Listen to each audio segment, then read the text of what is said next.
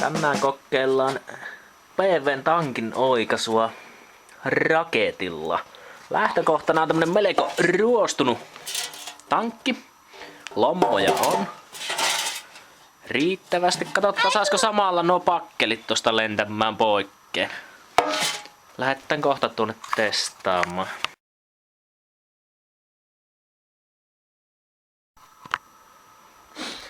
Näin, eli meidän oikaisuvehkeeksi on valikoitunut kunkkutykki.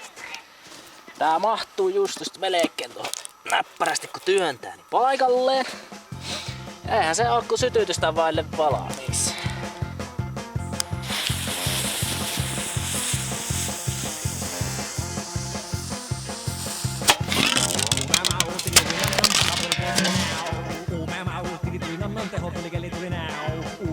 Jaha, se katsotaan kuinka kävi.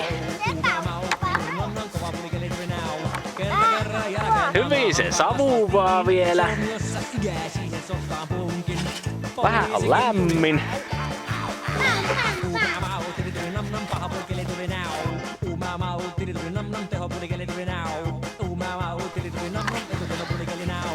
Ja voimme nyt tässä vaiheessa todeta vaan, että painetta oli tarpeeksi. Tankin tilavuus kasvoi suurin piirtein.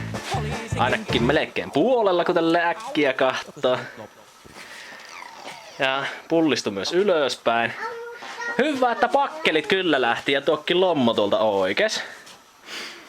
Mä en tiedä mitenkä tää saa sen paikalle, kun tää pullistui tällä lailla. Hauskaa oli.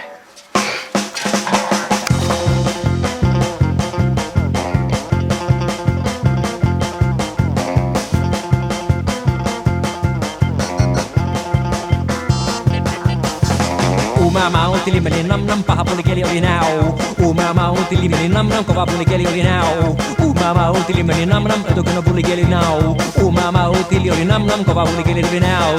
Kerran jälkeen mä hakkaan asfalttiin. Solmiossa ykäsi, sen sottin puvunkin. Poliisikin tuli ja vei miut pois.